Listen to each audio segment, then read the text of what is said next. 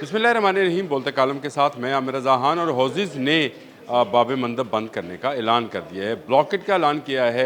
सना में उनके एयरपोर्ट पर हमले के बाद से उन्होंने सऊदी अरब पर भी हमला किया था, लेकिन अब उन्होंने कहा है कि वो रेड सी जो है, यानी जो सुर्ख समंदर है, नाम का सुर्ख समंदर है, वैसे तो पानी वैसा ही है, वो उसको बंद करने जा रहे हैं।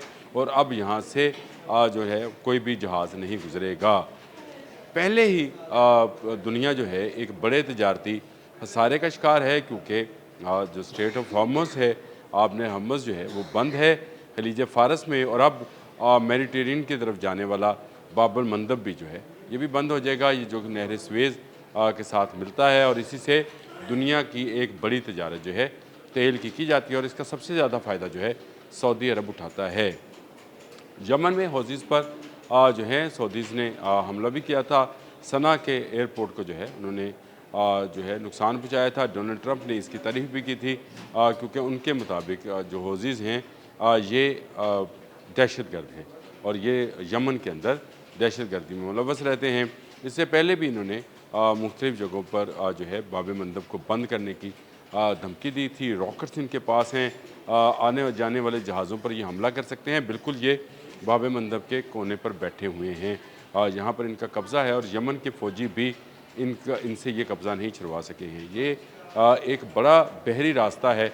अगर ये भी बंद हो गया तो समझे फिर कि दुनिया की तजारत का 60% हिस्सा जो है वो बंद हो जाएगा। और ये इसका बंद होना जो है वो तेल की तजारत को ना सिर्फ इफ़ेक्ट करेगा, बल्कि मिडल ईस्ट के अंदर जो मुख्तलिफ़ तजारती सामान जो है इसका आना जाना, चले खलीज फ़ारस की तरफ से नहीं है, महंगा पड़ता है कि मेडिटेरियन से नहर स्वेज़ मिस्र से गुज़रते हुए ये इस तरफ आ जाए, बहर अहमर की तरफ आ जाए, और ये यहाँ से जो है रेड सी से फिर सऊदी अरब और बाकी मिडल ईस्ट में तकसीम किया जाए। उसका रास्ता अब हौज़ीज़ ने बंद करने का ऐलान किया है।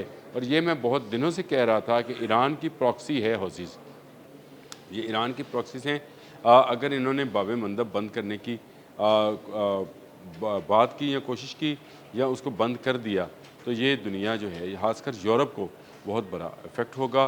तेल की तिजारत बंद हो जाएगी और यूरोपी मार्केट जो है वो गिर जाएगी। पहले ही गिरावट का शिकार है यूरोपियन मार्केट, और ऑयल मार्केट के अंदर तेल की कीमतें हर आने वाले दिन के साथ ऊपर से ऊपर जा रही हैं।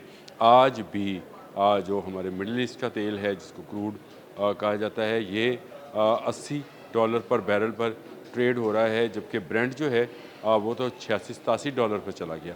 इसी तरह WTI जो अमेरिकन क्रूड ऑयल है, उसकी कीमतें भी सुना है कि $82 के करीब जो है वो चली गई है। तो तेल की मार्केटें जो है वो बहुत ऊपर जा रही हैं। लेकिन अगर बाब मंदब बंद करने की ये धमकी पर अमल दरामद हो गया है, हौज़ीज़ ने अभी तो ये ऐलान किया है कि वो सऊदी जहाज़ों को रोकेंगे, यानी फिर वो तमाम ही जहाज़ों को रोकेंगे, सिर्फ सऊदी जहाज़ों का ब्लॉकेट तो नहीं होगा।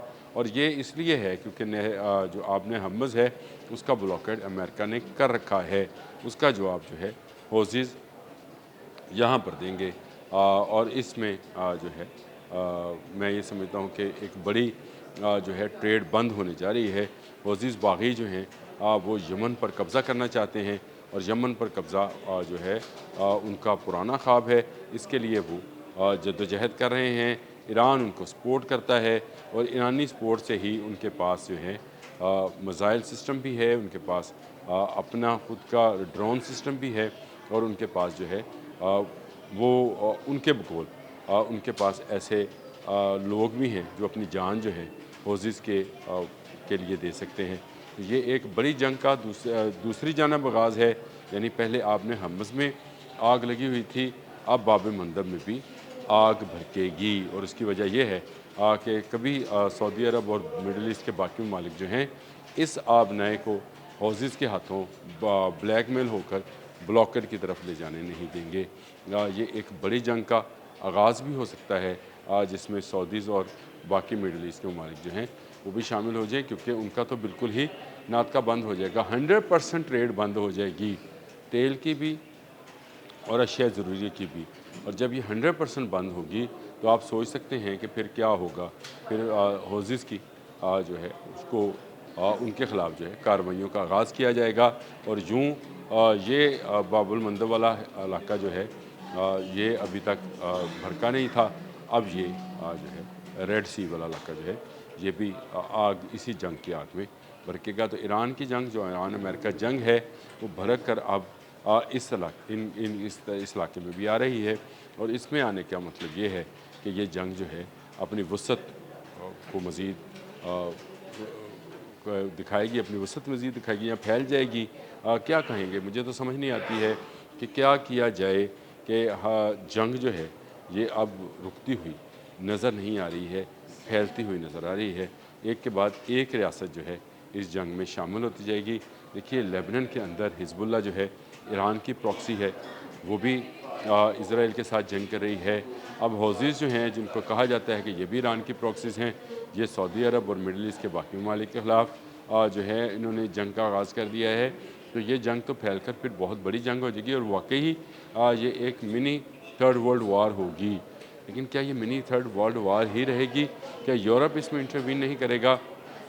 क्या अमेरिका कामयाब नहीं होगा, जो कि पहले ही बरतानिया से कह रहा है कि ईरान जंग के लिए उसको फ़ौजी अड्डे दरकार हैं।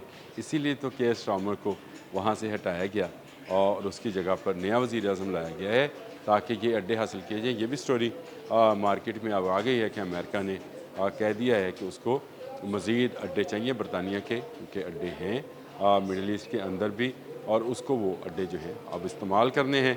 अपने अड्डे तो वो तबाह करा चुका, अब बरतानिया के अड्डे भी तबाह कराएगा। लेकिन मैं ये समझता हूँ कि बाब अल मंदब वाला रास्ता अगर ट्रेड के लिए बंद हो गया तो ये दुनिया के लिए एक बड़े नुकसान का बायस बनेगा, और ख़ासकर उन ममालिक के लिए जो ऑयल बाहर से ख़रीदते हैं, उनके लिए तो बड़ी परेशानी है। तजारती कंपनियां जो हैं वो बैठने शुरू हो जाएंगी और दुनिया का कारोबार आपको रुकता हुआ, सांसें रुकती हुई महसूस होंगी। ये इस तरह से है कि जैसे गला दबोच लिया जाए।